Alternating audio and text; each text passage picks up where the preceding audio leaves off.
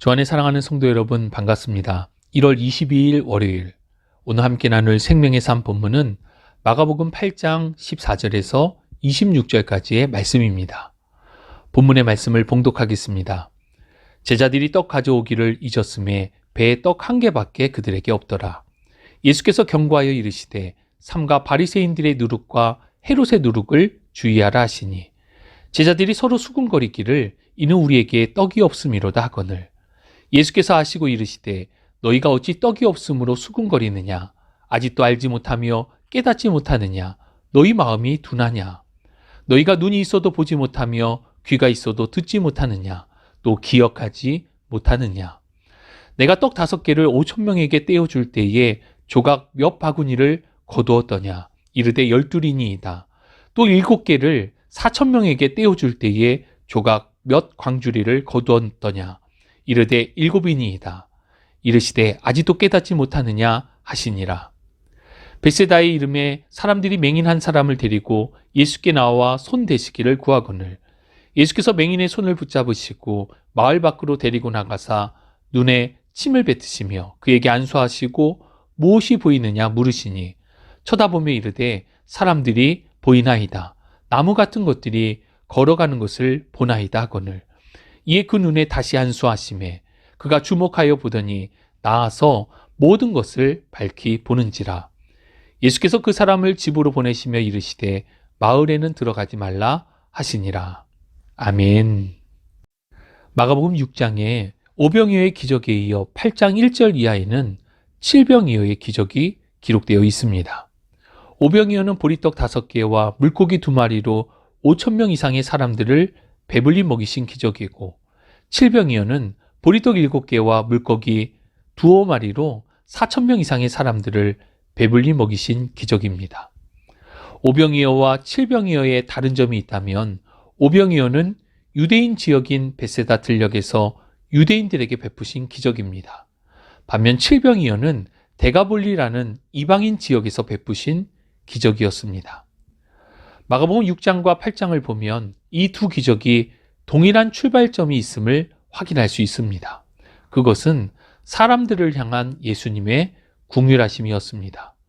큰 무리들이 예수님을 따를 때 예수님은 그들을 향해 동일하게 불쌍히 여기는 마음을 가지셨습니다. 곧 유대인과 이방인 모두를 긍휼히 여기셨고 그들에게 기적을 베푸시며 배불리 먹이셨습니다. 이로써 주님의 긍휼과 사랑은 유대인에게만 머문 것이 아니라 이방인, 즉 열방을 향한 긍휼과 사랑임을 칠병이의 기적을 통해 보여주신 것입니다. 그런데 예수님의 이적과 권능을 삐딱한 시선과 태도로 받아들인 사람들이 있었습니다. 앞선 11절을 보면 바리새인들이 예수님을 비난하고 공격할 목적으로 하늘로부터 오는 표적을 보여달라고 요구합니다. 예수님께서는 이러한 바리새인들을 바라보며 깊이 탄식하셨습니다. 그들이 깨닫지도 회개하지도 못하고 예수님을 시험에 들게 하기 위해 표적을 요구했기 때문입니다. 예수님께서는 그 어떤 표적도 그들에게 보여주지 않으시며 배를 타고 다른 곳으로 이동하십니다. 그리고 이어지는 내용이 오늘 본문의 이야기입니다. 배를 타고 이동하던 중 예수님께서는 15절에 바리새인들의 누룩과 헤롯의 누룩을 주의하라 말씀하셨습니다. 예수님의 말씀을 들은 제자들은 갑자기 수군거리기 시작했습니다. 예수님께서 하시는 말씀에서 제자들은 떡을 생각했기 때문입니다. 누룩은 반죽을 부풀어 오르게 합니다. 때문에 떡을 만드는 데 있어서 없어서는 안 될 중요한 재료입니다. 예수님은 바리새인들과 헤롯을 누룩에 비유하여 말씀했음에도 불구하고 제자들은 그보다 누룩이라는 단어에 꽂힌 것입니다. 그래서 그들은 예수님의 말씀에 대한 의미에 집중하지 않고 자신들이 떡을 한 개밖에 챙겨오지 않았음을 이야기하며 수군거렸던 것입니다.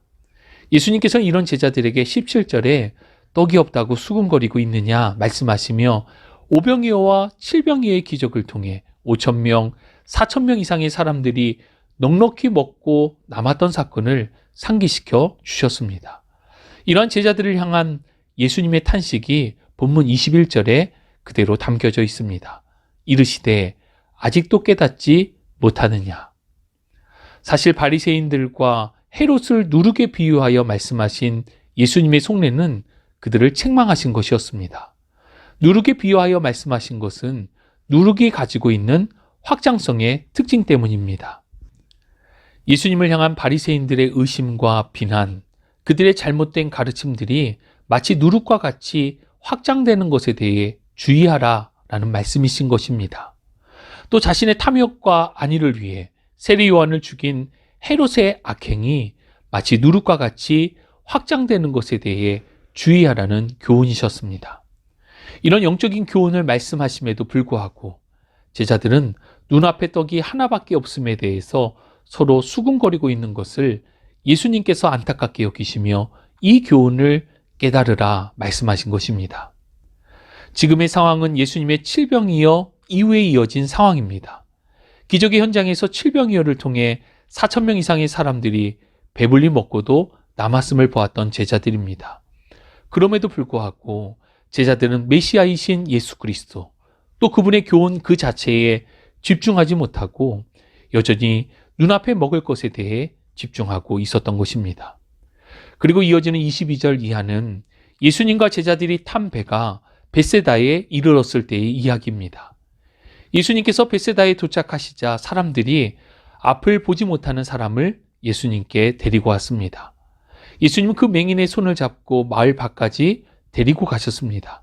그리고 그의 눈에 침을 뱉으셨고 그에게 안수하셨습니다. 예수님께서 맹인에게 물으셨습니다. 무엇이 보이느냐? 그 맹인은 사람들이 보이지만 선명하지는 않고 마치 나무가 걸어가는 것처럼 보인다라고 답했습니다. 예수님께서는 이에 맹인에게 다시 안수하여 주셨습니다. 그러자 그때부터 모든 것이 밝히 보이기 시작했습니다. 본문 22절 이하의 이야기를 보면서 몇 가지 궁금한 질문이 생겼습니다. 예수님은 왜 맹인을 마을 밖으로 데리고 가셨을까? 예수님은 왜 맹인의 눈에 침을 뱉으셨을까? 예수님은 왜 2번에 걸쳐서 안수함으로 그를 치유하셨을까? 이에 대해 여러 해석들이 있을 수 있지만 간단히 그 이유를 생각해 보면 예수님이 맹인의 손을 잡고 마을 밖으로 이동하신 이유는 26절과 연관이 있어 보입니다. 이 일을 공개적으로 행치 않으시고 그의 손을 잡아 이끌어 주시며 오직 궁율과 사랑으로 그를 고치신 것입니다. 2번째, 맹인의 눈을 고치시기 위해 침을 뱉으신 것은 이해하기 힘든 행동입니다.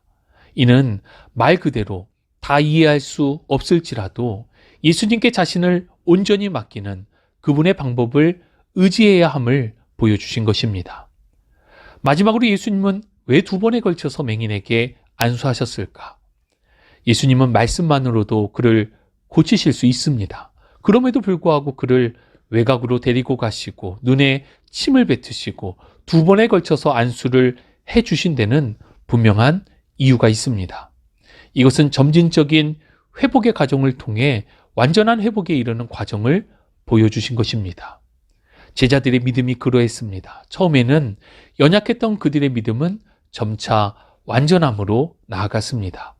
우리의 신앙생활도 이처럼 점진적으로 성장해 가고 또 우리의 기도에 하나님께서는 때론 점진적으로 응답해 주시기도 한다는 것입니다.